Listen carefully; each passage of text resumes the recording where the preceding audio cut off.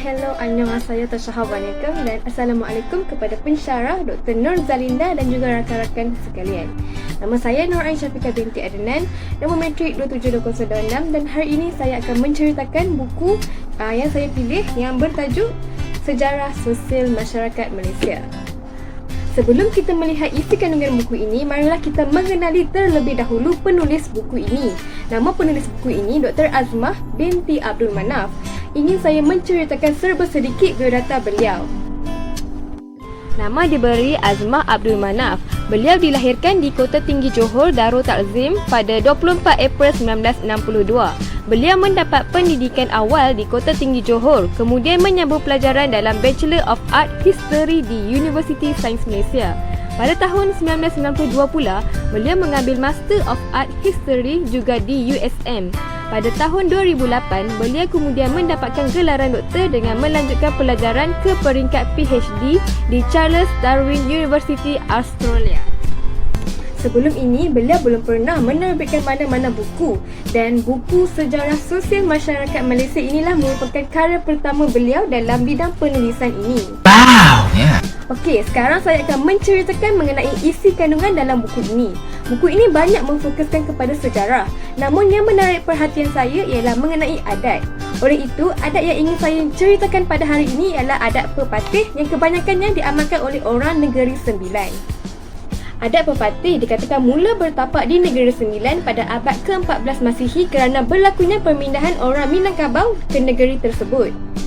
Setiap adat itu mempunyai keunikannya tersendiri, dan keunikan adat pepatih ini dapat dilihat dari segi sistem kekeluargaan di mana adat ini mengutamakan keturunan belah ibu.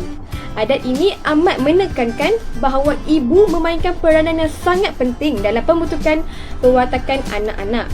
Oleh itu, ibu merupakan golongan yang harus dihormati, dan sekiranya berlaku perlakuan tidak bermoral ke atas kaum ibu, maka ianya tergolong dalam satu kesalahan yang sangat besar.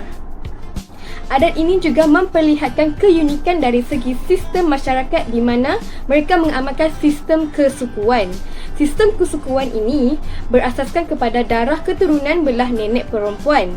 Di Negeri Sembilan khususnya, jumlah suku yang asal adalah sebanyak 12 suku, iaitu suku Biduanda, Batu Hampar, Paya Kumbuh, Mungkal, Tiga Nenek, Seri Melenggang, Seri Lemak, Batu Belang, Tanah Datar, Anak Aceh, Anak Melaka dan Tiga Batu. Terdapat juga pantang larang yang mengatakan bahawa larangan terhadap perkahwinan antara suku yang sama biarpun mereka tidak mempunyai pertalian darah.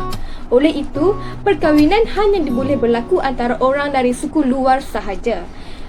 Sistem perkahwinan ini juga membenarkan sepupu iaitu anak saudara belah perempuan berkahwin dengan anak saudara daripada lelaki kerana mereka merupakan suku yang berbeza.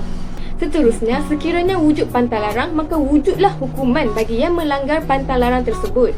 Perkahwinan yang melanggar pantang larang ini dianggap sebagai perbuatan yang sumbang dan boleh dijatuhkan hukuman seperti dibunuh ataupun dibuang negeri.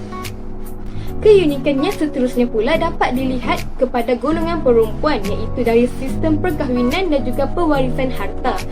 Dalam hidup berumah tangga, penempatan mereka kebiasaannya berdekatan dengan kawasan penempatan keluarga belah perempuan. Dari segi pewarisan harta pula, perempuan memiliki kelebihan di mana harta pusaka berbentuk rumah kediaman dan juga hartanah akan menjadi milik perempuan sepenuhnya dan tidak boleh diwariskan kepada kaum lelaki. Harta ini juga tidak boleh digadai ataupun dijual kecuali dengan syarat-syarat tertentu dan hanya dibenarkan dijual dalam kalangan kaum yang sama sahaja. Kesimpulannya, setiap adat mempunyai keunikannya tersendiri dan adat pepatih ini jelas menunjukkan betapa pentingnya kaum perempuan dalam setiap suku. Begitulah perbezaan adat pepatih dengan adat-adat yang lain. Sehingga sini sahaja perkongsian saya hari ini mengenai adat pepatih. Sekian, terima kasih.